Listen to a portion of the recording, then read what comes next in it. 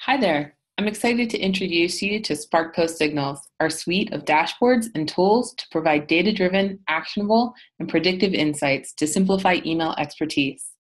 Before we jump into the dashboards, let's talk a bit about each of those elements. From a data-driven standpoint, Signals leverages more than 1 trillion data points and has the potential to access the data on nearly 5 trillion emails that transits our platforms annually. Beyond having access to data that's unavailable anywhere else, our deep knowledge of email and best practices has helped us to build a service that's personalized and recommendation-driven. It will help you swiftly respond to changes and opportunities in your email performance. So enough of the intro. Let's show you what it can do. SparkPost Signals simplifies email expertise. A core element of being an email sender is that it just works. If your messages don't make it to the inbox, your customers won't see it. But making it just work isn't a simple task. Even for the best senders, there's always a risk of ISPs changing rules around how to connect and what they look for as signals of a good sender. If you're not able to predict and swiftly react to these events, you run the risk of falling into long-term, company-impacting reputation impacts. We solved this issue with our health scoring dashboard. While knowing when something has gone wrong and how to fix it is valuable, predicting when something is about to go wrong and how to avoid it is even more important. Our health score is a composite number that uses a predictive model to flag potential problems delivered to the ISPs. The model utilizes a number of signals informed by email sending practices, ISP responses, engagement, FBL complaints, spam trap hits, and more are used to derive this score. As you can see in this dashboard, in addition to providing a composite score, you're also able to see what components of the score have led to potential issues, along with remediation recommendations. With these guided insights, you're able to quickly identify and address issues without having to figure out what needs to happen and how to action it. Beyond the specific recommendations, the health score, as well as many of the other dashboards included in SparkPost Signals, are able to be sliced by a variety of facets, such as account, sub-account, template, campaign ID, IP pool, and much more. This allows you the flexibility to drill into the areas that are the most meaningful for your specific sending practices. Also, we'll soon be enabling alerting and anomaly detection so that you can check the dashboards when you have time, but get a notification the instant there's something that warrants your attention. Another capability within SparkPost Signals is the ability to see the top movers and changers from day to day. Many times, organizations can have fairly consistent top performers and bottom performers, so what they really need to know is when that's changing and where. With the percent change functionality, you're able to quickly identify aspects of your sending practices that could be at risk and those that are responding well to your focus. Moving on from the health score, we are now looking at our spam traps dashboard.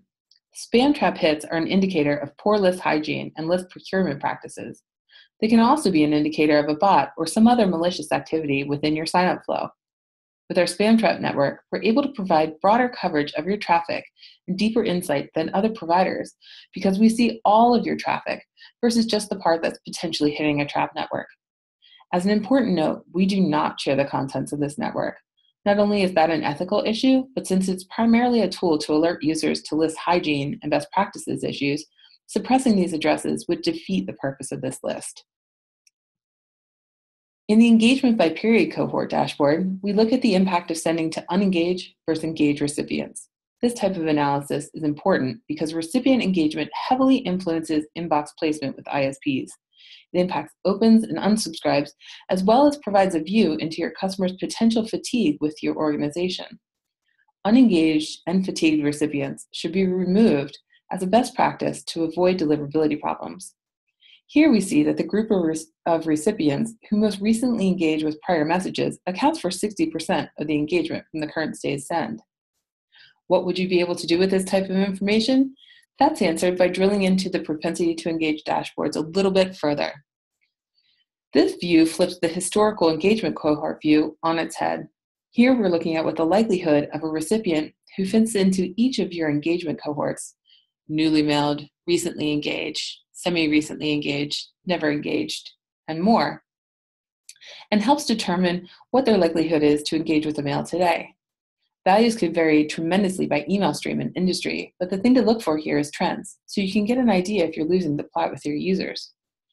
In the subsequent charts, you can then see the impact of sending to these groups on your FBL rates. So for instance, here, you see that people who have newly been engaged caused a spike in FBL complaint rates. That's indicative of there being an issue in your sign-up flow.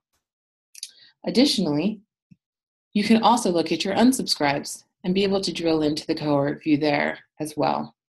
As mentioned before, we'll also be able to show this sliced along a variety of customer-specific facets. Finally, the last dashboard we'll walk through for now is the touchpoint frequency chart.